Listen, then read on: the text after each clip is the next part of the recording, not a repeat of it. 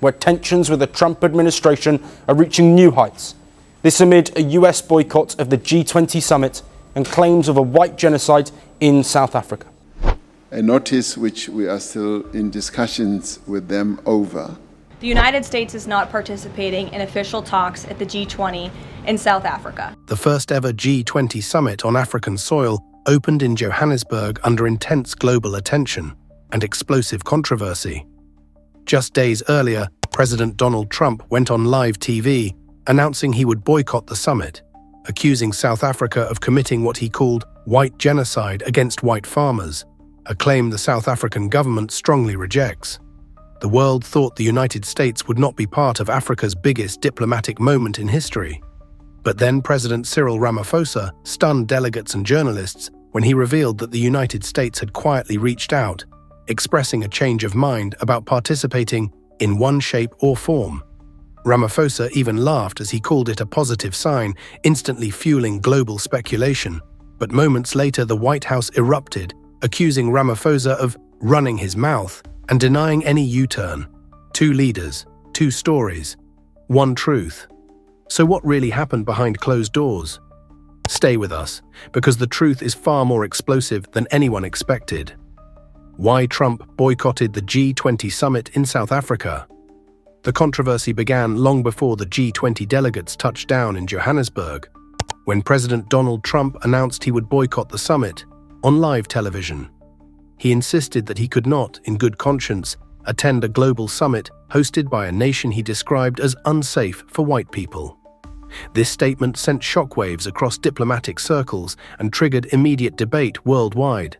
South Africa's government pushed back forcefully, calling Trump's comments false, inflammatory, and deeply misleading. Analysts pointed out that while farm attacks are a real concern affecting both black and white farmers, there is no evidence of a state-endorsed campaign of racial extermination. But Trump's messaging wasn't about nuance. It was political, emotional, and designed to stir global attention. And it worked. Within hours, Trump's boycott became the headline of the entire summit, overshadowing early discussions on climate financing, mineral supply chains, debt restructuring, and global development. Commentators warned that the US absence would weaken Western influence at a time when China, Russia, India, Brazil, and the wider global South were gaining momentum. For African leaders, the boycott felt like a snub, especially for a G20 summit hosted on African soil for the first time in history. South Africa hoped to showcase its leadership and unity. Instead, Trump's accusations set the stage for one of the most unexpected diplomatic twists of the year. But what came next would leave even seasoned diplomats stunned.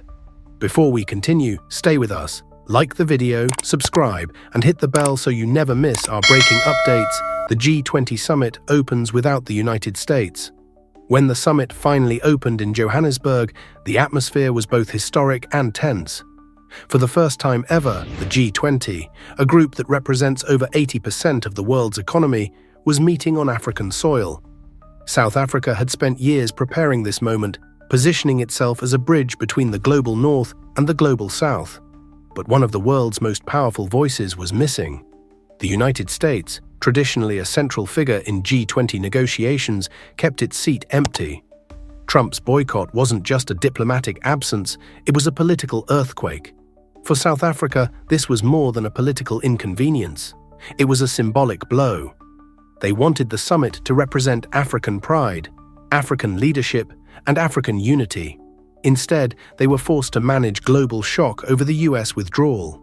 Still, Ramaphosa and his team pushed forward.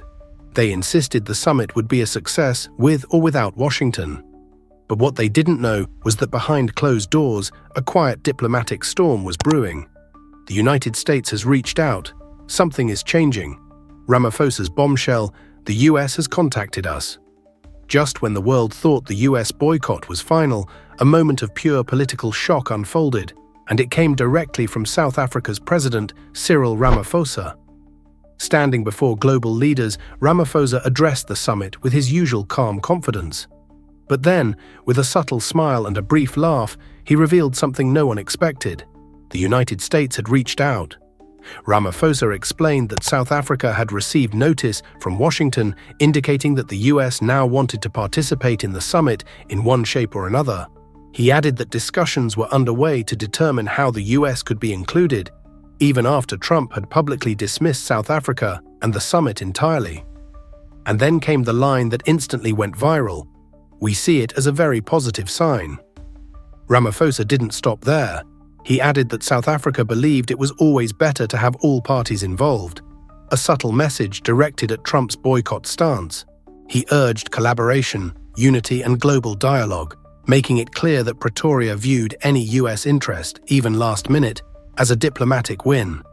But the way he said it, relaxed, confident, slightly amused, was what captured the world's attention. But the biggest shock was still coming. Washington wasn't happy, and their reaction would ignite a diplomatic firestorm. The White House erupts. Ramaphosa is running his mouth. If President Ramaphosa thought his revelation would be welcomed as a sign of improving diplomacy, he was mistaken. Because barely hours after his comments went public, Washington responded, and the reaction was explosive. During a White House press briefing, a reporter asked the US press secretary about Ramaphosa's announcement.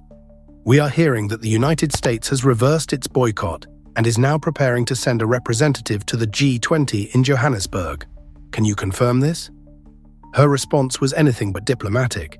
She fired back that President Ramaphosa was running his mouth, adding that the South African leader's remarks were not appreciated by the president or his team. She dismissed talk of a US U-turn as misinformation, insisting that America's position has not changed and will not change today. But the moment that sent shockwaves was when she accused Ramaphosa of making inaccurate assumptions, claiming the US had not requested to join the summit and that any upcoming US presence would be related only to the G20 presidency handover for 2026, not participation in the summit's agenda. Her frustration was obvious, her language was unusually blunt, and her anger made one thing clear: Ramaphosa's public revelation had embarrassed Washington.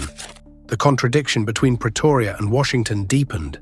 Two leaders, two narratives, and the world caught in the middle. But behind the scenes, diplomats knew the real truth. Both sides were telling only half the story, and the full picture was even more complicated. The real question now was, what exactly did the United States communicate to South Africa, and why was it so sensitive? Why this clash matters for Africa and global politics. The diplomatic clash between Washington and Pretoria wasn't just a misunderstanding.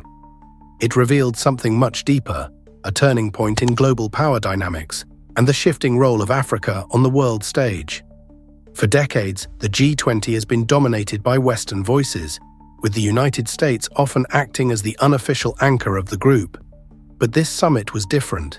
This was the first G20 ever held on African soil, hosted by a country that has become a central voice for the global South, South Africa. And when the US chose to boycott the summit and justify it with claims of white genocide, it sent a message that many African leaders interpreted as dismissive, disrespectful, and politically motivated. For many observers, the US absence looked like a self-inflicted wound. And now, as the G20 presidency passes from Johannesburg to the United States, one question remains. Will Washington repair the damage and re-engage, or will this diplomatic storm reshape the balance of power for years to come? We'll be watching every development as it unfolds. Before you go, like this video, subscribe, and hit the bell so you never miss our next update. Our community is growing, and your support helps us bring these stories to the world.